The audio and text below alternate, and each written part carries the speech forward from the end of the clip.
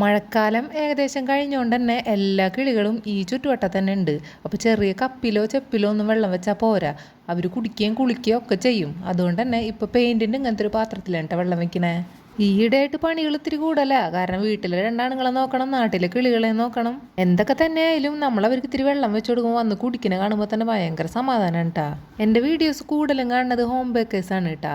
ചിലർ ലൈക്ക് തരും, ചിലർ ലൈക്ക് തരില്ല, ചിലർ കമൻറ്റ് ചെയ്യും, ചിലർ കമൻറ്റ് ചെയ്യില്ല, ചിലർ വീഡിയോ ജസ്റ്റ് കാണും. എന്നിരുന്നാലും ആർക്കെങ്കിലുമൊക്കെ ചെറിയൊരു മോട്ടിവേഷൻ ഞാൻ വഴി കിട്ടിയിട്ടുണ്ടെങ്കിൽ അത് എനിക്ക് വലിയ സന്തോഷമുള്ള ഒരു കാര്യമാണ് കേട്ടോ. കുറച്ച് പേരെങ്കിലും ചോദിച്ചിട്ടുള്ളൊരു കാര്യമാണ്, ചെയ്യുന്ന കേക്കുകളൊക്കെ സ്റ്റാറ്റസ് ഇട്ടിട്ടും വീടിൻ്റെ ഫ്രണ്ടിൽ കേക്കിൻ്റെ ബോർഡ് വെച്ചിട്ടും ഒന്നും യാതൊരു വിധത്തിലുള്ള ഓർഡേഴ്സും വരുന്നില്ല.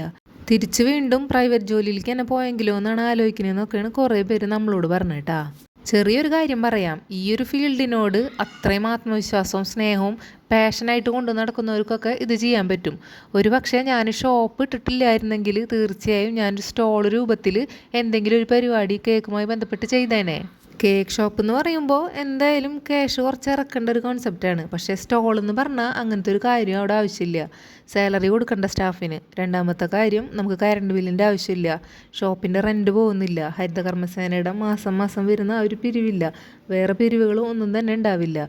ഫുഡ് സേഫ്റ്റി ലൈസൻസും അതേപോലെ ഹെൽത്ത് കാർഡും എന്തായാലും ഉണ്ടാവണം എന്നുള്ള നിർബന്ധമാണ്. അതോടൊപ്പം പഞ്ചായത്തിൽ നമ്മൾ ഇങ്ങനെ ഒരു പരിപാടി ഇവിടെ ചെയ്യുന്നുണ്ടെന്നൊന്ന് അറിയിക്കുകയും കൂടി വേണം. ഈ ഒരു പരിപാടിക്ക് ഇറങ്ങണമെങ്കിൽ കുറച്ച് ആത്മവിശ്വാസവും ധൈര്യവും വേണം. കാരണം ഒരു സ്റ്റോള് റോഡിൻ്റെ സൈഡിലൊക്കെ ഇടുക എന്ന് പറഞ്ഞാൽ കുറച്ച് പേർക്കെങ്കിലും അയ്യോ അയ്യേ എന്നൊക്കെ തോന്നിപ്പോകുന്നൊരു കേസാണ്. പക്ഷേ നമ്മൾ കൊടുക്കണ സാധനം ക്വാണ്ടിറ്റിയിലും ക്വാളിറ്റിയിലും അടിപൊളിയാണെന്നുണ്ടെങ്കിൽ ഏതട്ടത്ത് തുടങ്ങിയാലും ആൾക്കാർ വരും.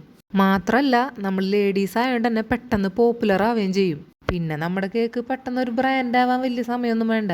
മിനി ഡ്രീം കേക്കും ടബ് കേക്കും ചോക്ലേറ്റിൻ്റെ കുറച്ച് വെറൈറ്റീസും ബ്രൗണീസും ഒക്കെ ഇതിൽ ആഡ് ചെയ്യാവുന്നുള്ളൂ. ഇതൊരു പാഷനായിട്ട് എടുത്തിട്ടുള്ള ആർക്ക് വേണമെങ്കിലും ഈസി ആയിട്ട് ഈ ഒരു പരിപാടി ചെയ്യാവുന്നുള്ളൂ.